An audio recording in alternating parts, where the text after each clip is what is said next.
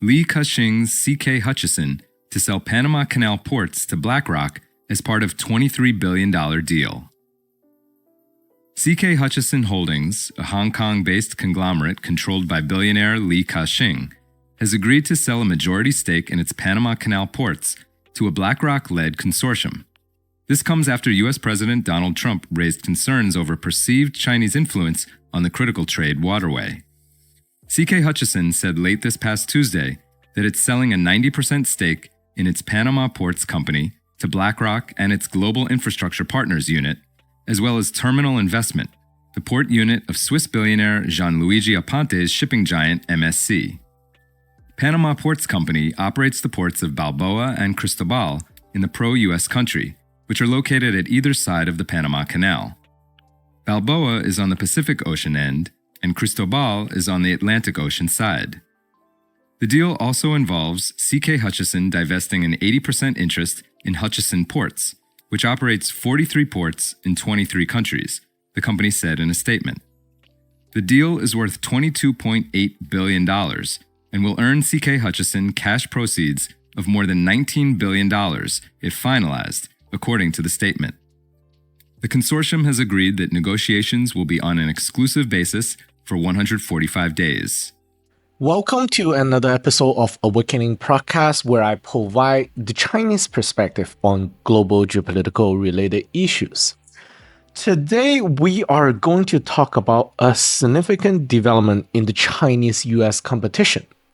The selling of over 40 ports from a famous Chinese Hong Kong businessman named Ka-Shing to BlackRock. Yes, you heard it right, BlackRock. In fact, this has been the biggest news this year relating to China.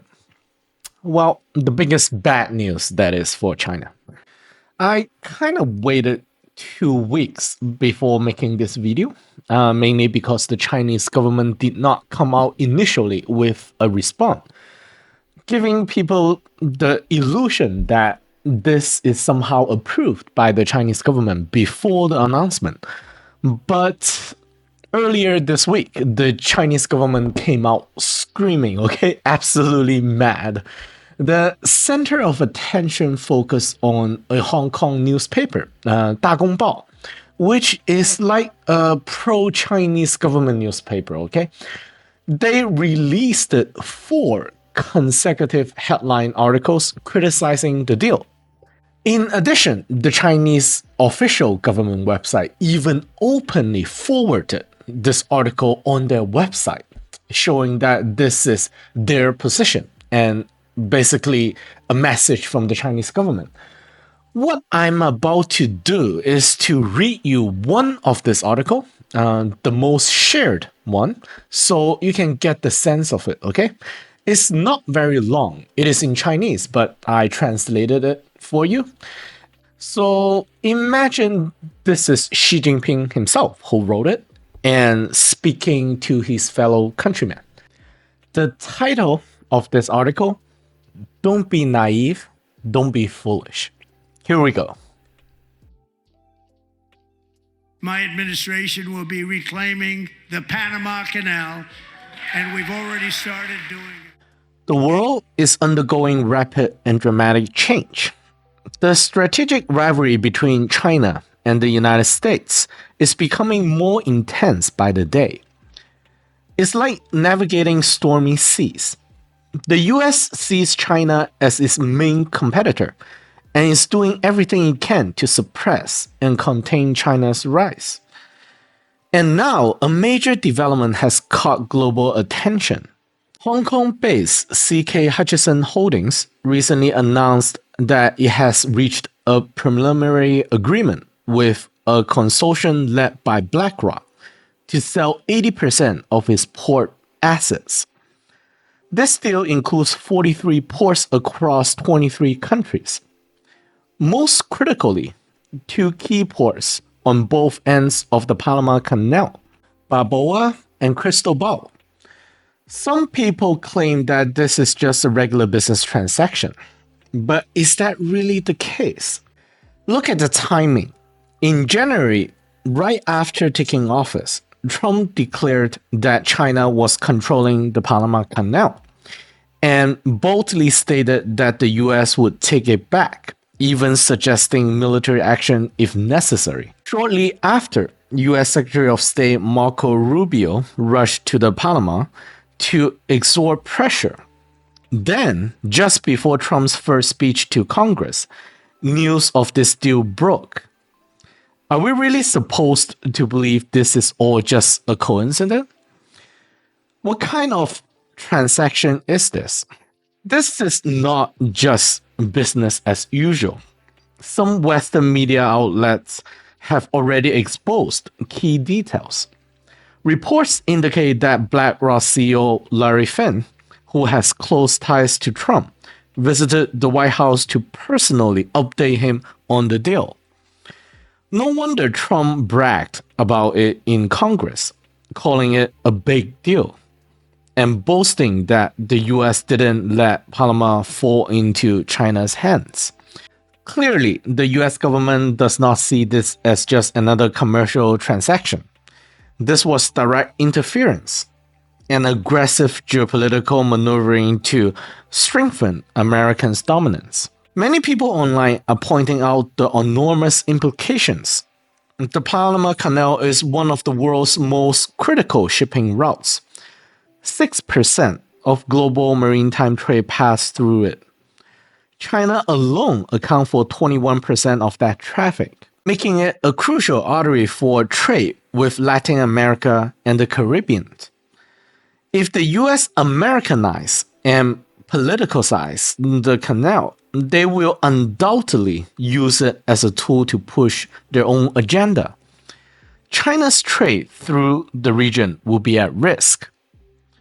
What happens when the US starts to imposing selective restrictions, charging political surcharges, or using other tactics to disrupt trade?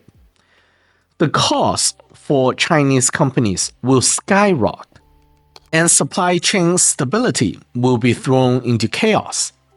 With this acquisition, BlackRock will control roughly 10.4% of the world's container terminal throughput, making it one of the top 3 port operators globally.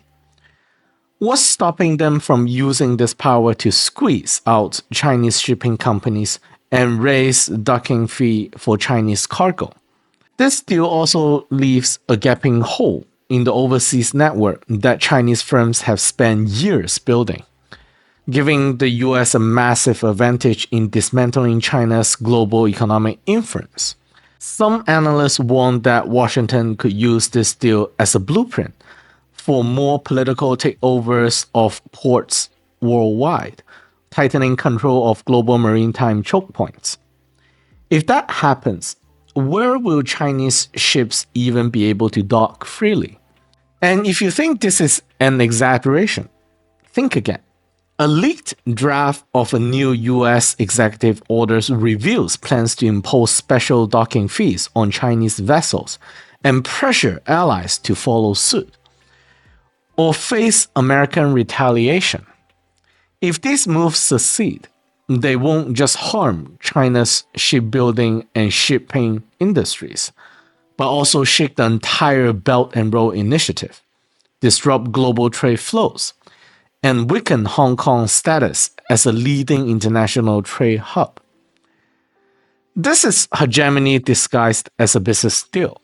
The US is using state power to force, manipulate, and strong-arm its way into controlling key global assets. This is not fair competition. It's economic warfare. American politicians aren't even trying to hide their intentions. Some US think tanks are openly calling this a major victory in the way competition against China. Anti-China politicians are celebrating it as a key step in claiming strategic hubs, a decision that demands serious reflection. That's why so many people are furious about this deal. Many believe that CK Hutchison has betrayed national interests, that it has bowed down to pressure, prioritizing profit over principle, and turned its back on the Chinese people. The anger is understandable. This is a moment for serious reflection. C.K. Hutchison and those involved in this deal need to ask themselves, what kind of decision are they making? What side of history are they choosing to stand on?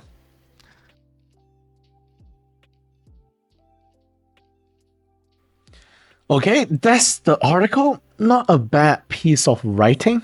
The Chinese social media also light up with many patriotic Chinese nationalists giving Li Ka-Shing the middle finger, saying that he's a traitor to the Chinese people and so on.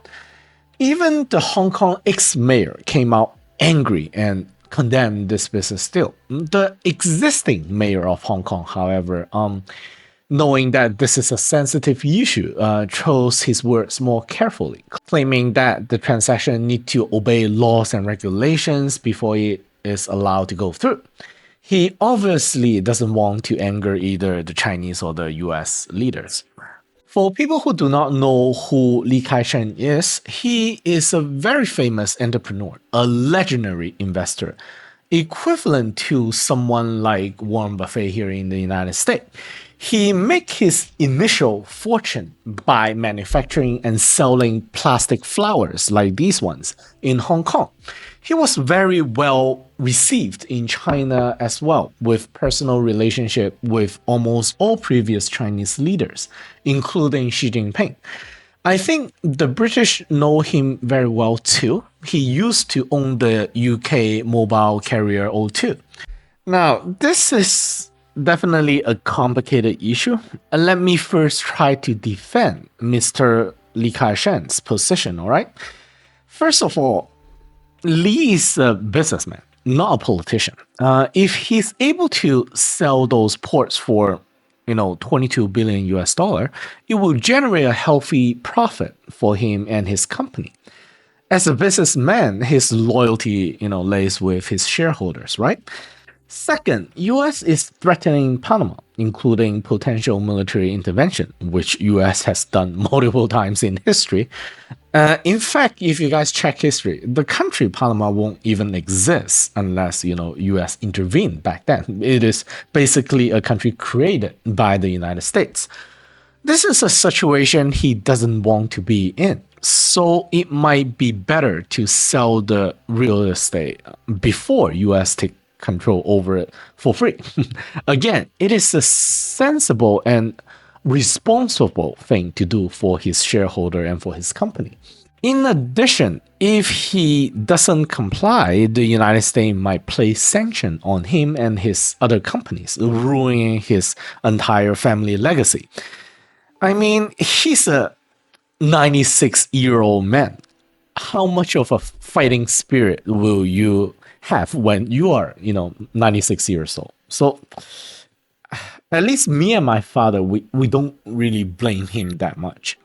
Now, as for China, I think the article put it very well. This is a big problematic for China. What is a good metaphor here? It is like Gazprom selling Nord Stream to BlackRock without telling Putin. Is that a good way to put it? Maybe not that severe, but still. This threatened China's Belt and Road Initiative and also trade security with the rest of the world. First, you have to know that the construction of ports are negotiations conducted between two sovereign states. And often it is bundled together with other deals as well. Let me give you an example, okay? So let's say China want to export manufacturing goods to Brazil, and in return, we want to get agriculture products. And both countries agree not to put tariff on each other's products. And in order for China to win over such an agreement to sweeten the deal, China will build a port for Brazil for a special price. So in this case, China will pay a portion for the construction of the port, and Brazilian government might offer, land at a reduced cost. So in this case, Mr. Li will run the port, protecting trade interests between Brazil and China. The port's ownership on the surface might be Li's company, but underneath is the power projection of China's diplomacy and the diplomatic relationship between China and Brazil. If he sold the port to BlackRock, BlackRock US might use it as a leverage against both China and Brazil in the future, damaging economic security for both countries. So this is not just about Lee and his own company, but also there are other stakes at play here.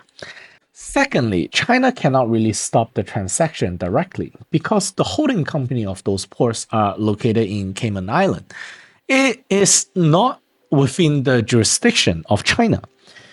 I remember a Chinese company wanted to lease a port in Australia, but was cancelled because of United States protests, saying that this is a risk to US national security or something. So here, theoretically speaking, China can, I would say, pressure Brazil or Panama, in this case, to turn down the BlackRock deal, saying that this is a security risk for Panama or economic prosperity of the entire South America, which it is if you think about it. But I'm not sure how united South American countries are in this issue and what exactly can they do.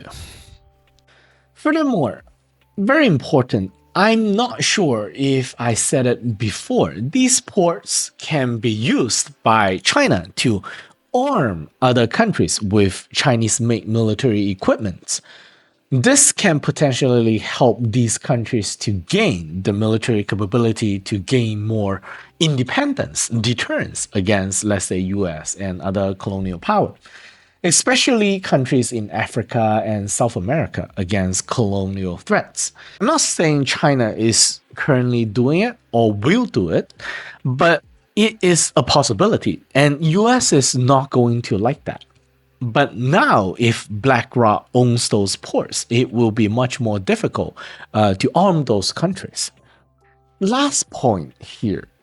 There's a lot of distrust between China and US now, as you can see from this article. So in case of a potential conflict or proxy war between the two great nations, let's say over Taiwan or over the Philippines in the South China Sea, China doesn't want US to hold a leverage against China and use a conflict as an excuse to shut down ports owned by US around the world. US also don't want China to use economic and potential military armament to weaken its power projection around the world. So these ports can potentially serve that purpose. By the way, this is not a done deal yet. This US-China competition is going to last for many years and decades, and China is planning the long game. This is just the beginning. I believe we are in for a lot of dramas like this in the future. Let me know what you think. Please like and subscribe to my channel. It will really help me grow and make this YouTube project more sustainable. Have a good weekend.